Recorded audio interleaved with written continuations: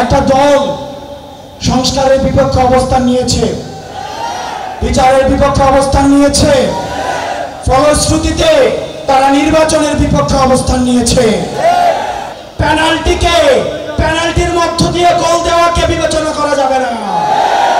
Penalty যারা দিবে তাদেরকে রেড কার্ড দেখাতে হবে। প্রিয় কক্সবাজারবাসী, আপনাদের আরো সমস্যা রয়েছে।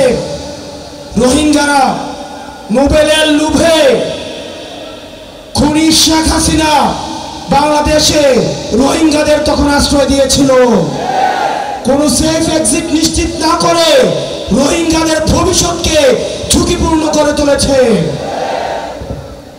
আমাদের অতি দ্রুত কক্সবাজারের জীববৈচিত্র্য এবং পরিবেশ বাঁচাতে হলে আমাদের এই রোহিঙ্গা সমস্যার সমাধান করতে হবে।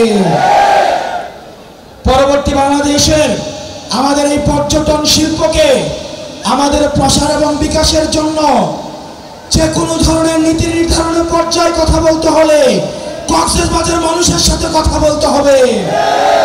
এখানের মৎস্যচাষীদের, লবণ চাষীদের যে ন্যায্য হিস্সা সেগুলোকে নিশ্চিত করতে হবে। আমাদের ব্লু ইকোনমির জন্য আমাদের এই বঙ্গোপসাগরের আমাদের যে ভূমিকা, সেই ভূমিকাকে স্বীকৃতি দিতে হবে।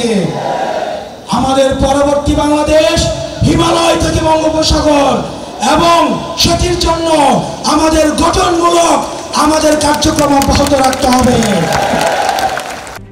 RICL TMX, যুগের পর যুগ স্থাপনা থাকে মজবুত। প্রিয় কক্সবাজারবাসী, একই সাথে আমাদের সমস্যা এবং সম্ভাবনার দিকে যেমন নজর দিতে হবে, একই সাথে আমাদের যে পতিত রাষ্ট্র ব্যবস্থাকে যে নষ্ট করেছে আমাদের খুনি হাসিনার দিকেও আমাদের নজর রাখতে হবে। আপনারা দেখছেন, আমরা আগে দেখেছি নির্বাচনের মধ্যে একটা দল সংস্কারের বিপক্ষে অবস্থান নিয়েছে, বিচারের বিপক্ষে অবস্থান নিয়েছে, ফলশ্রুতিতে তারা নির্বাচনের বিপক্ষে অবস্থান নিয়েছে। আমরা বিশ্বাস করি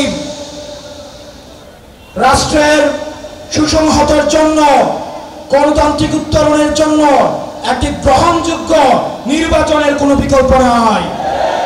কিন্তু এই নির্বাচন যদি হতে হয় তাহলে আগের নিয়মে হওয়া যাবে না।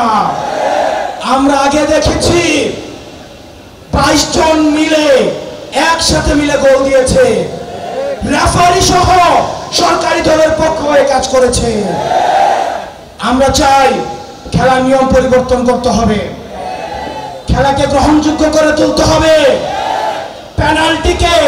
পেনাল্টির মধ্য দিয়ে গোল দেওয়াকে বিবেচনা করা যাবে না।